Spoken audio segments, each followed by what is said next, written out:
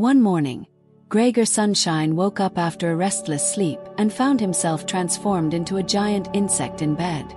How would you feel waking up to discover that you had become an enormous, ugly bug, with a bloated belly and tiny, stubby legs? Sounds absurd, doesn't it? You might think such a surreal story must come from a horror movie, but it's actually from a masterpiece called The Metamorphosis by Franz Kafka, a classic that has profoundly influenced 20th century literature and is studied in many universities worldwide. When I first read this book in middle school, I felt it was about the cruelty and indifference of human beings. However, as I grew older and gained more life experiences, reading it again unveiled a deeper truth. Beneath its surreal surface lies a heartbreaking reality. The giant insect Gregor becomes is symbolic, a reflection of the lives of many adults.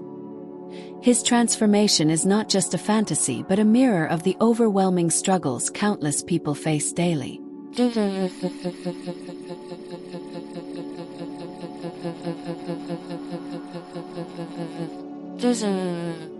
Welcome to Becoming Better, a channel dedicated to self-improvement through great books. Today, we'll discuss The Metamorphosis and explore the theme of don't live just to please others. People care about how high you can fly, not how tired you are.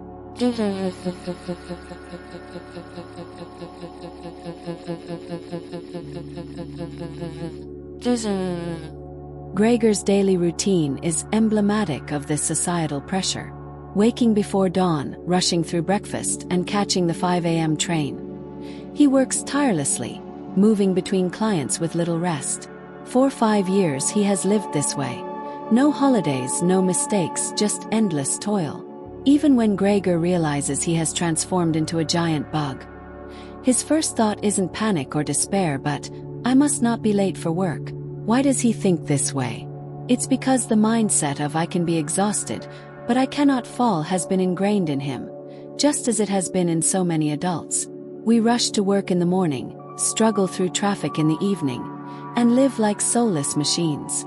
Author Milan Kundera once remarked, "No freedom, no creativity, just rules and orders." This perfectly encapsulates the plight of Gregor and countless workers today. Many dream of quitting, but debt, family responsibilities, and societal expectations often keep us stuck in a never-ending cycle. Gregor's story is a poignant reflection of how societal pressures can strip us of humanity, reducing us to mere tools for productivity. Even when he is visibly unwell, transformed into a literal insect, the company sends someone to check if he is faking illness. When the representative sees Gregor, they flee in terror, ignoring his pleas. "Please let me work. My family depends on me." But his voice, now only an insect's sound, is incomprehensible.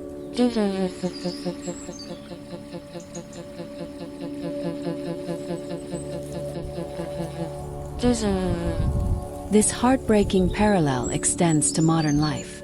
Workers are often valued solely for their output, not their humanity. Companies might benefit from their loyalty and hard work for years, only to cast them aside when illness or weakness appears. Life becomes a relentless grind, paying off debts, supporting family, and meeting expectations. For Gregor, his transformation strips him of his role as the family's pillar, turning him into a burden. His father, once reliant on him, now takes a menial job. His mother sews for income, and his sister gives up her dreams to work. Gregor's plight reminds us of a crucial lesson. If we live solely to meet the expectations of others, we risk losing ourselves entirely. It's essential to prioritize our well-being, health, and happiness, because without them, nothing else matters. Don't live to please others. Start by loving yourself.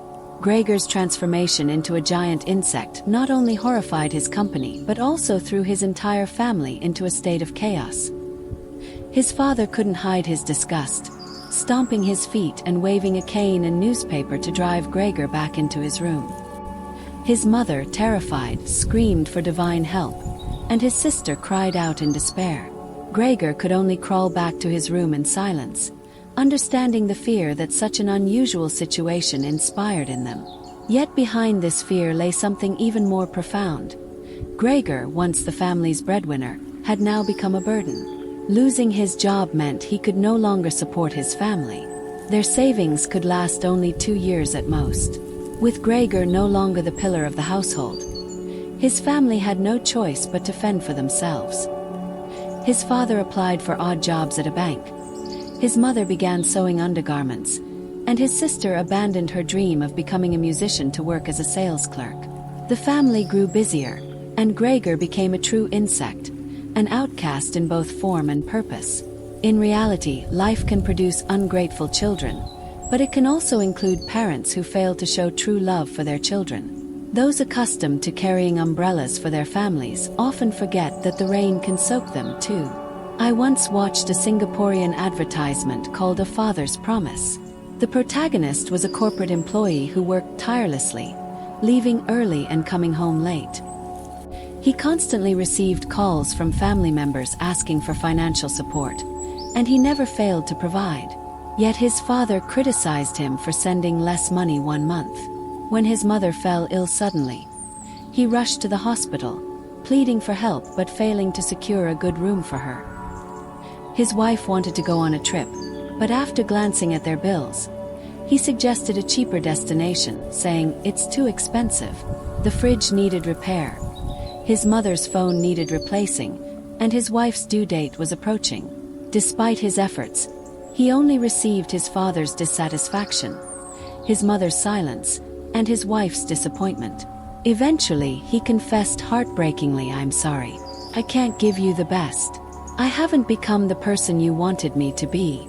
From birth, we often carry the weight of others' expectations. Parents want us to study hard, score high, secure well-paying jobs, and marry well.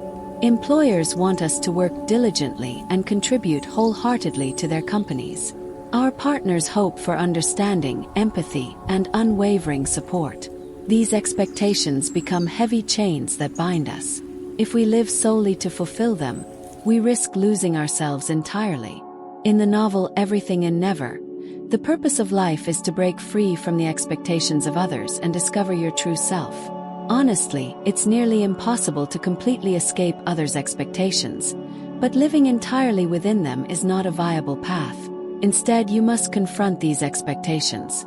While they may be well-intentioned blessings from others, they should not become your life's goal. The only thing you truly need to do is work hard to achieve what you genuinely desire. Ask yourself, do you care about what others think of you? Are you fulfilling roles others expect of you just to satisfy your ego and find validation in their approval? If the answer is yes, then ask yourself another question. Why would you let others define your worth based on these expectations? Each of us has only one life. If you spend it striving solely for admiration and recognition from others, you will lose countless opportunities for meaning that should have been your own. There's a saying, manipulating others is sinful, and being manipulated is unfortunate.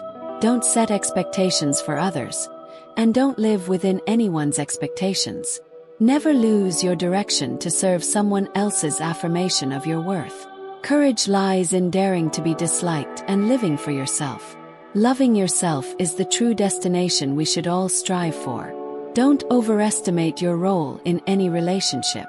When Gregor transformed from the family's breadwinner into a mere insect, he became like a ticking time bomb in their home. Initially, his family cared for him out of patience, but as his condition showed no improvement, their care became perfunctory. He was given leftover scraps with increasing disdain. While Gregor endured this silently and never blamed his family, he longed to return to his role as their protector. Tragically, his sacrifices only pushed him to lose everything. One day, when his sister was asked to play her violin for the tenants, their disrespect infuriated Gregor, who tried to defend her. This backfired, exposing him to the tenants, who then demanded to terminate their lease. That marked the breaking point for his family, and even his beloved sister locked him away in disgust. The sight of his family embracing each other, oblivious to his suffering, shattered his will to live.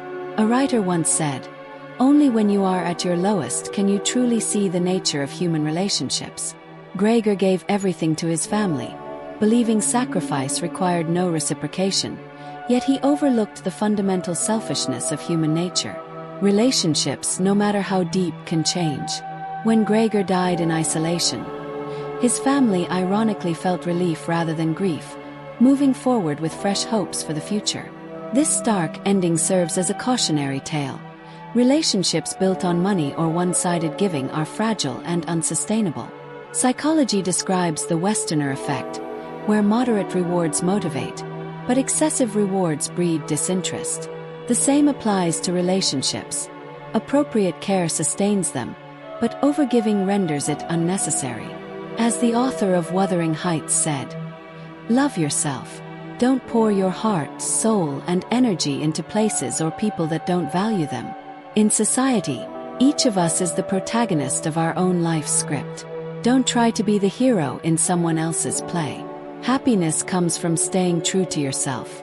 Gregor's tragedy wasn't just becoming an insect, it was losing himself long before his transformation. He sacrificed his freedom to repay debts, blindly overburdened himself with his family's dreams, and let his value depend on their needs. This dependency fostered reliance, expectation, and even exploitation. The most dangerous consequence of losing yourself is forgetting the importance of self-reflection. Once you abandon fighting for what's right, you risk becoming a mere tool in someone else's life. Gregor's story shows how living for others can strip away the meaning of your existence. Ironically, his death brought relief to his family, who promptly placed their hopes on his sister, a chilling reminder of how history can repeat itself. In life, many of us are like Gregor, not physically transformed but metaphorically burdened by living for others. His metamorphosis was a punishment, but also a warning. Recognize those who take your efforts for granted. Your existence's value is not about becoming what others need, but about creating a life that truly belongs to you. Care for others but live for yourself. This is the strongest armor you can wear. Remember, you are not your parents' regrets, your children's servant, or someone else's shadow. The most important thing is to confront your authentic self. When you begin to live genuinely, your life becomes confident and liberated. Let me end this reflection with a quote from a great writer. "We used to seek validation from the outside world, only to realize that this world belongs to us and has nothing to do with anyone else." May we all live in the light of our own essence, bravely stepping forward to meet our better selves. Thank you for listening. If you found this helpful, please share it with those who might need it. Support me with a like, a follow, and turn on notifications for future content. Once again, thank you and see you in the next video.